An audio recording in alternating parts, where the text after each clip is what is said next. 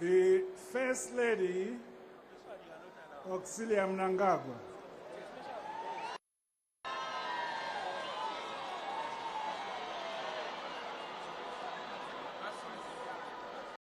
Heads of state and former heads of state, former vice presidents, Chief Justice, Justice Luke Malawa, President of the Senate, Comrade Edna Madzongwe, Speaker of the National Assembly, Advocate Jacob Mudenda, Honorable Ministers, the Attorney General, Judges of the Supreme Court, the Judge President, Judges of the High Court, Heads of diplomatic missions, Deputy Ministers, Deputy Speaker of Parliament, Deputy President of the Senate, Members of Parliament, the Chief Secretary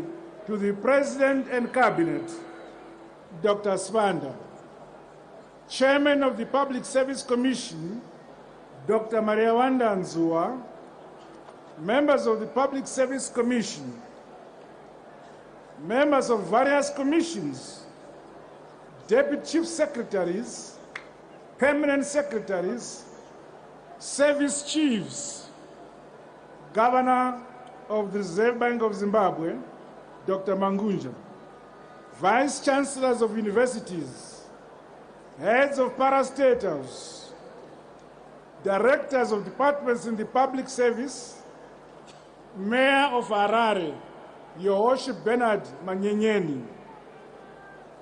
members of the Diplomatic Corps, representatives of war veterans, detainees, restrictees, and the war collaborators, representatives of various political parties, representatives of the business community, representatives of the farming community, heads of religious denominations, heads of civil society organizations, our students,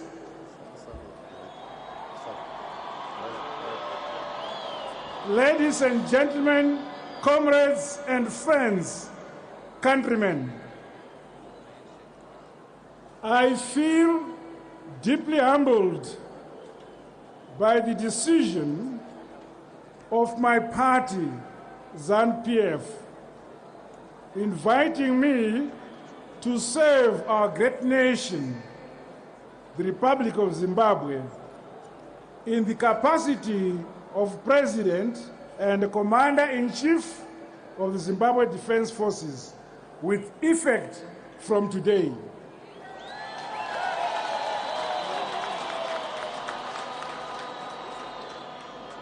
I admit that I hold no particularly unique qualification which sets me apart from the deep pool of able citizens of our party and our land, who otherwise could have been chosen to occupy this onerous office.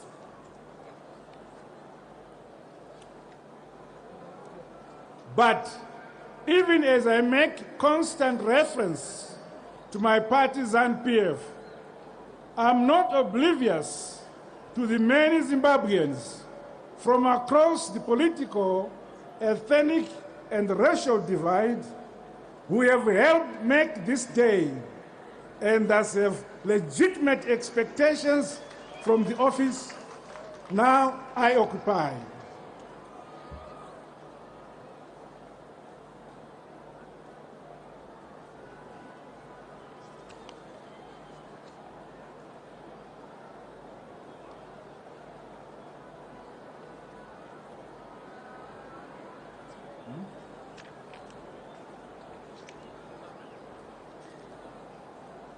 The decision of my party is merely for the purpose of political identification, as I intend, nay, am required to serve our country as the president of all citizens, regardless of color, creed, religion, tribe, totem, or political affiliation.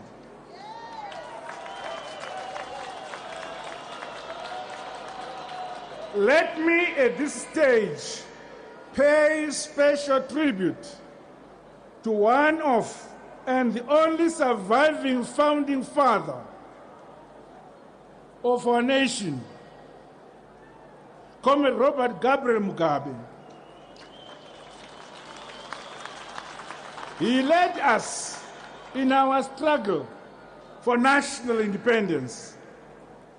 He assumed responsibilities of leadership at the formative and a very challenging time at the birth of our nation. That is to be lauded and celebrated for all times. Whatever errors of commission or omission that may have occurred during that critical phase in the life of our nation, let us all accept and acknowledge his immense contribution towards the building of our nation.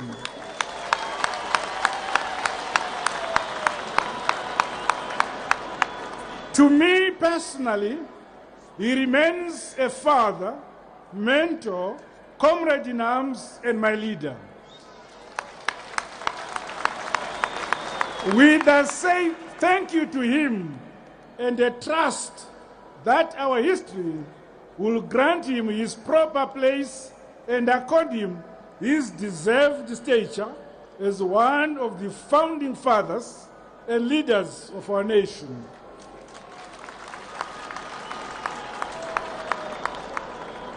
Let me also recognize in a very, very special way the presence in our midst of senior statesmen of our region and the continent, led by His Excellency, former President Kenneth David Kaunda of Zambia,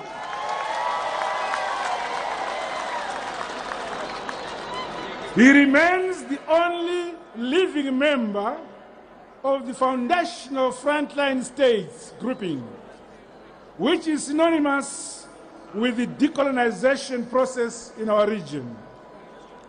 We honor him, as indeed we remember all his colleagues now departed.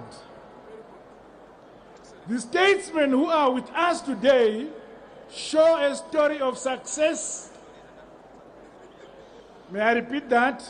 Show a story of succession which speaks well of our continent. It is a narrative that must get bolder and bolder as generations hand over to succeeding ones, all in amity.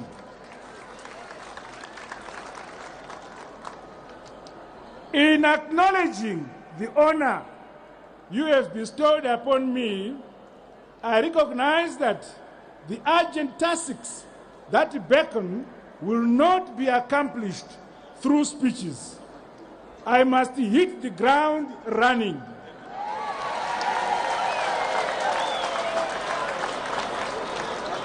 We all need to summon and unleash in consent towards taking this great nation beyond where our immediate past president left it. For close to 2 decades, this country went through many developments. Whilst we cannot change the past, there is a lot we can do in the present and the future to give our nation a different, positive direction. As we do so, we should never remain hostages of our past. I thus humbly appeal to all of us that we let bygones be bygones, readily embracing each other in defining a new destiny of our beloved Zimbabwe. The task at hand is that of rebuilding our great country. It principally lies with none but ourselves to do so. I implore you all to declare that never again should the circumstances that have put Zimbabwe in an unfavourable position be allowed to recur or overshadow its prospects. We must work together, you, me, all of us who make up this nation. Ours is a great country, endowed with rich resources and abounding in many opportunities for everyone who considers Zimbabwe as a home. Whilst I am aware that emotions and expectations might be high and mixed, I have no doubt that over time we will appreciate the solid foundation laid by my predecessor against all manner of vicissitudes towards building an educated, enlightened, skilled, and forgiving society. This is a formidable head start we draw from our past, a plinth upon which to build developments in the present and to erect hopes for the future. Fellow countrymen Zimbabweans, as we chart our way forward, we must accept that our challenges as a nation emanate in part from the manner in which we have managed our politics, both nationally and internationally. However, given our historical realities, we wish the rest of the world to understand and appreciate that the policies and programs related to land reform were inevitable. Whilst there is a lot we may need to do by way of outcomes, the principle of repossessing our land cannot be challenged or reversed. The dispossession of our ancestral lands was the fundamental reason for waging the liberation struggle. It would be a betrayal of the brave men and women who sacrificed their lives if we were to reverse the gains we have made in reclaiming our land. Therefore, I exhort beneficiaries of the land reform program to show their deservedness by demonstrating commitment to the utilization of the land now available to them for national food security and for the recovery of our economy. They must take advantage of programs that my government shall continue to avail to ensure that all land is utilized optimally. To that end, my government will capacitate the Land Commission so that it is seized with all outstanding issues related to land redistribution.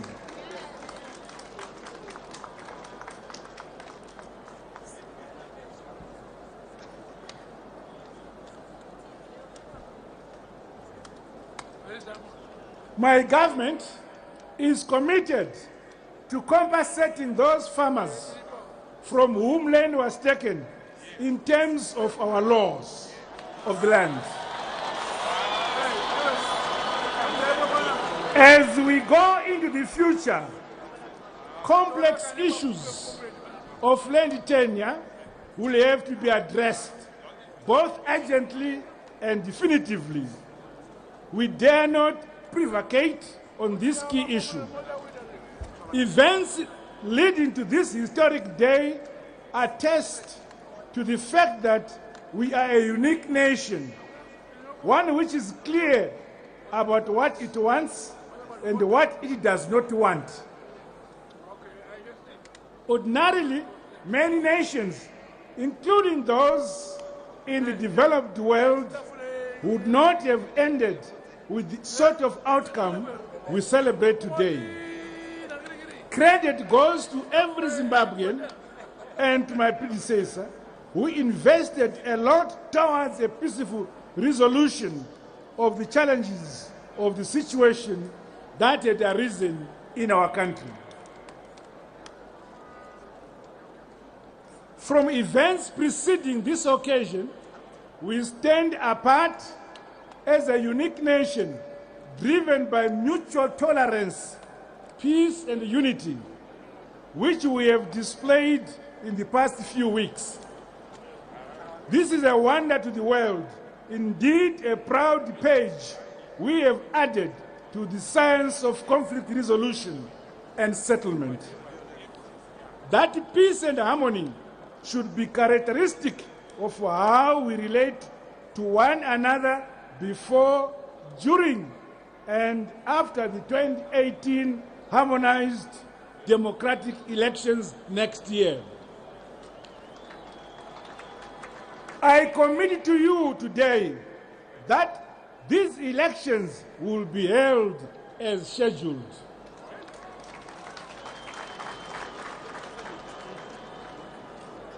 Today, however, the Republic of Zimbabwe renews itself. My government will work towards ensuring that the pillars of democracy in our land are strengthened and respected. We fully reaffirm our membership of the family of nations and express our commitment to playing our part in all regional, continental, and international organizations and arrangements in order to make our modest contribution towards a prosperous and a peaceful world order.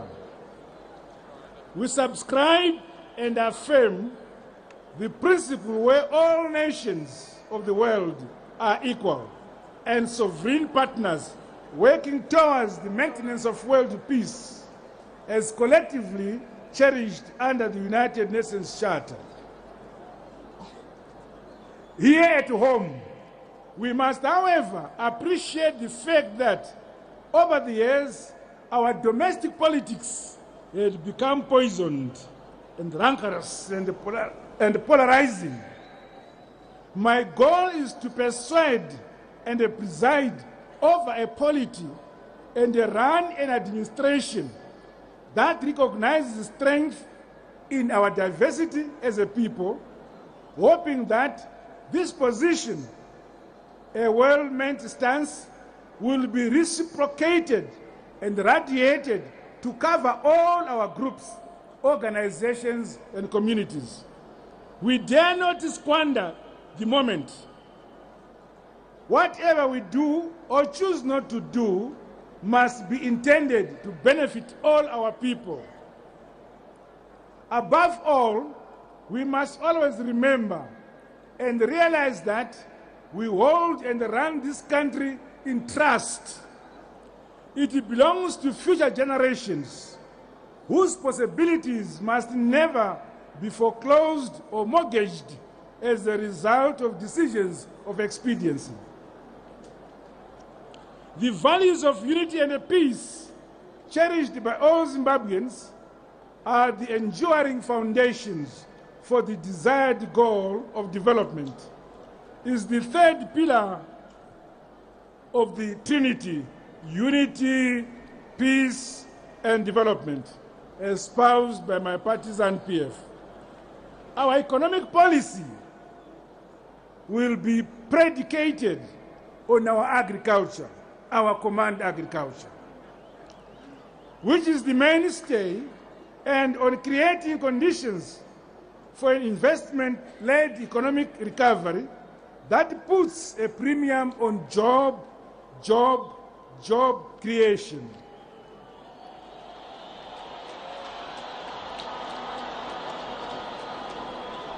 Key choices will have to be made to attract foreign direct investment, to tackle high levels of unemployment while transforming our economy.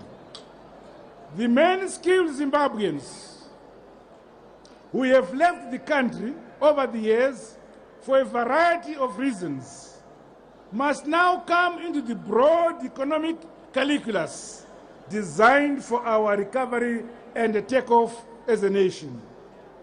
Of course, the fiscal and the social infrastructure must be repaired and expanded to position our country in readiness for economic growth, employment creation, equity, freedom, and democracy, and for the provision of vital social goals, principally health, shelter, clean water, education, and other key social services. Our quest for economic development must be premised on our timeless goal to establish and sustain a just and equitable society, firmly based on our historical, cultural, and social experience, as well as on our aspirations for better lives for all our people. Our system of economic organization and management will incorporate elements of the market economy in which enterprise is allowed, encouraged, and protected. The fabulous natural resources we have as a country must now be exploited for the national good. We welcome mutually gainful partnerships with international investors whose presence in our midst must be valued and secured. The bottom line is an economy which is back on its feet. Only that way can we recover this economy, create jobs for our youths, and reduce poverty for all our people who must witness real positive changes in our lives. In the immediate, the liquidity challenges which have bedeviled the economy must be tackled head-on, with real solutions being generated as a matter of urgency. People must be able to access their earnings and their savings as and when they need them.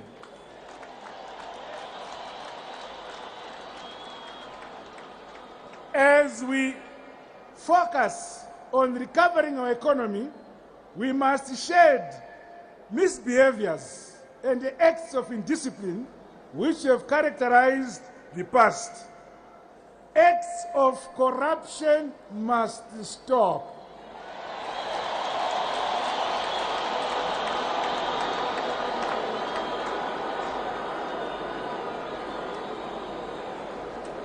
Where these occur, swift justice must be served. We have to aspire to be a clean nation, one sown to high moral standards and deserve rewards. On these ideals, my administration declares full commitment, warning that grief awaits those who depart from the path of virtue and a clean business. To our civil servants, it cannot be business as usual. You now have to roll up your sleeves in readiness to deliver. We have an economy to recover, a people to save. Each and every one of us must now end their hour, their day, their week, and their month at work.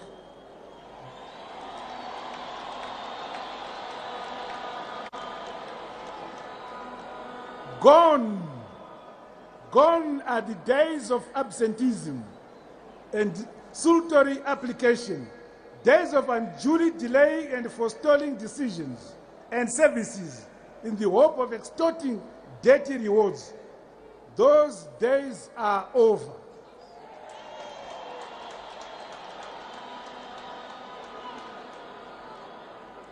A new culture must now inform and animate our daily conduct. Our offices must speedily answer questions and generate solutions awaited by our customers, be they our citizens or well-meaning outsiders who want to join in our economic recovery. Flexibility must be built into our operations so that the machine of government does not become one huge, ponderous stumbling block to decisions that must be made and communicated expeditiously. The culture of government must change, and change now.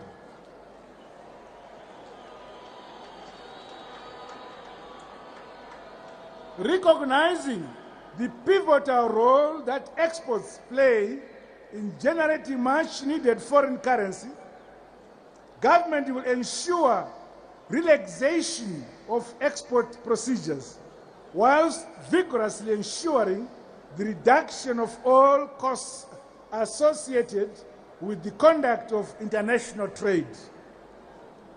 The establishment of special economic zones will be accelerated in order to attract investment and increase exports. The maintenance of economic stability and confidence amongst the transacting public, the local business community, and foreign investors remains key to our reform agenda. My government will ensure financial sector viability and stability. We will put in place measures that encourage saving through bank deposits and other appropriate financial instruments, which bring fair rewards to depositors. The current banking culture, where costs are levied on depositors, must come to an end.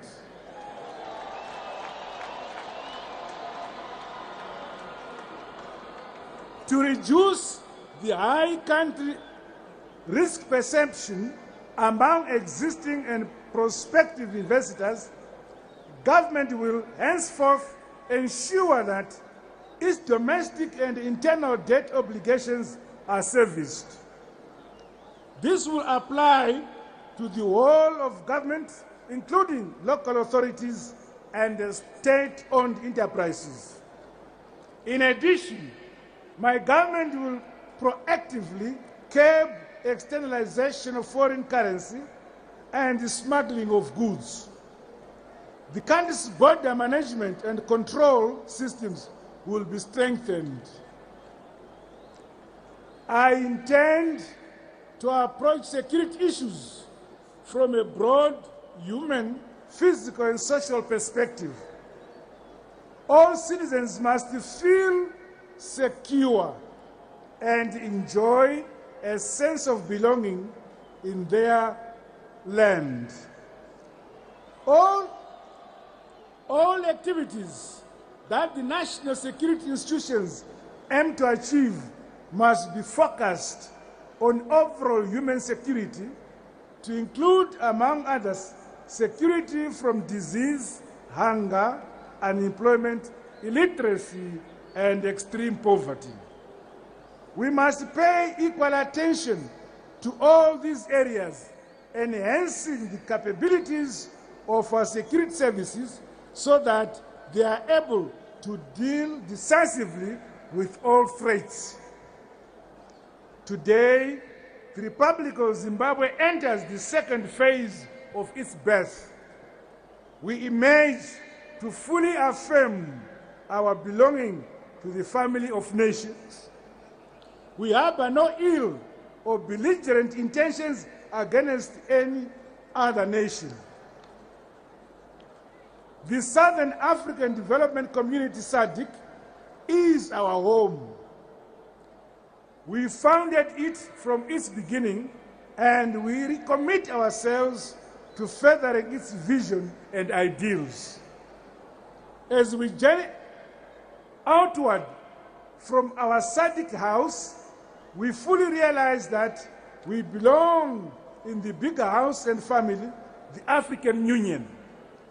Once we were not free at the birth of the OAU, which championed the total liberation of the entire African continent from colonialism, we were creators of sterling efforts of the OAU through its Liberation Committee.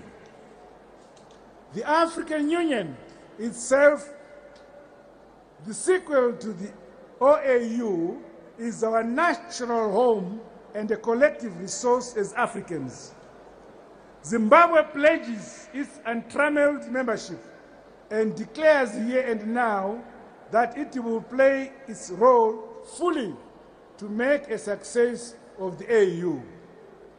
An important subset of the AU is the COMESA Economic Group of Nations.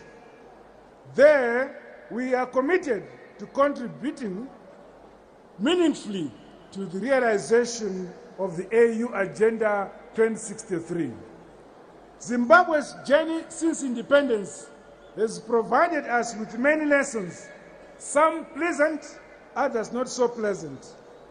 In particular, some bigger nations have attempted to make us bend to their dictates.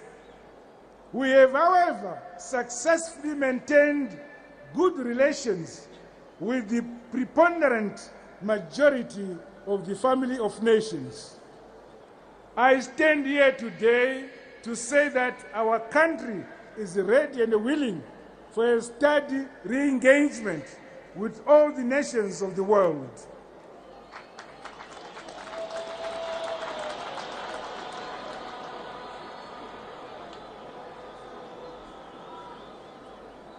As we build a new democratic Zimbabwe, we ask those who have punished us in the past to reconsider their economic and political sanctions against us.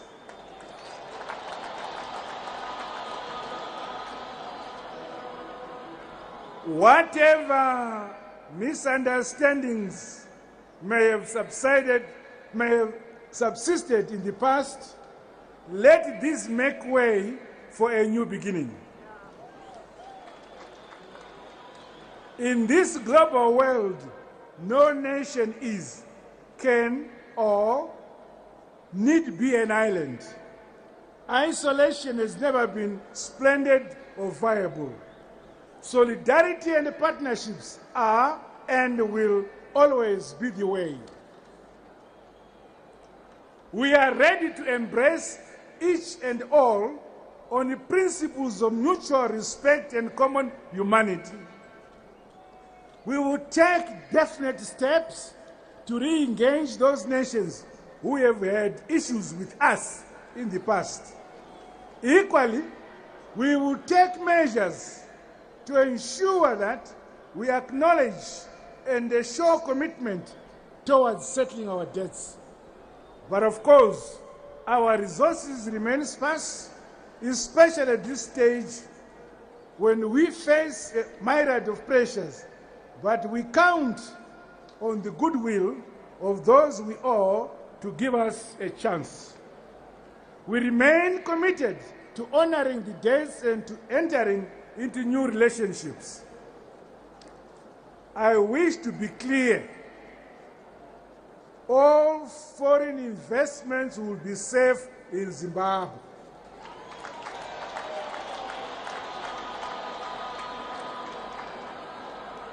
We will willfully abide by the terms of bilateral investment promotion and protection agreements, which we have concluded with a number of nations. I ask you to join us in exploiting our potential to make a difference in the lives of our people. The United Nations is the home of all the nations on this planet. We will contribute to the overall thinking and management of world affairs. Our plain talk arises from our deep convictions and desire to help build world peace. We join the rest of the continent in calling for reforms in the United Nations system so the world body becomes truly representative and thus commands universal respect. Zimbabwe will continue to contribute to international peace and security, urging the granting of full statehood and freedoms to the Palestinian and Sahrawi peoples. Let us together honestly address the sources of instability and terrorism in many parts of the world, all within the framework of the United Nations. Honorable guests and people of Zimbabwe, I wish to thank all of you here and elsewhere who wished us a peaceful transition.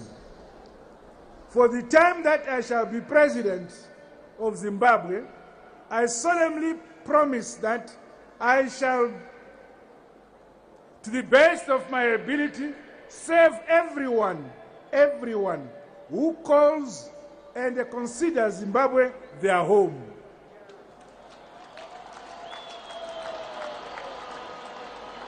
I encourage all of us to remain peaceful, even as preparations for political contestations for next year's harmonized, free and fair elections gather momentum. The voice of the people is the voice of God.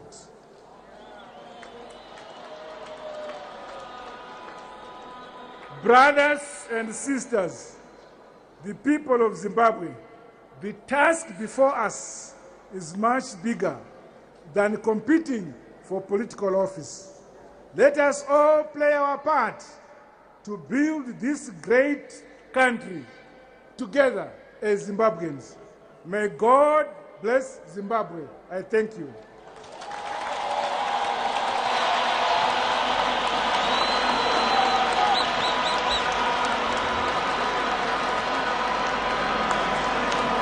A big round of applause for the address by the President. Zimbabwe oye! Zimbabwe oye! Zimbabwe oye! Thank you.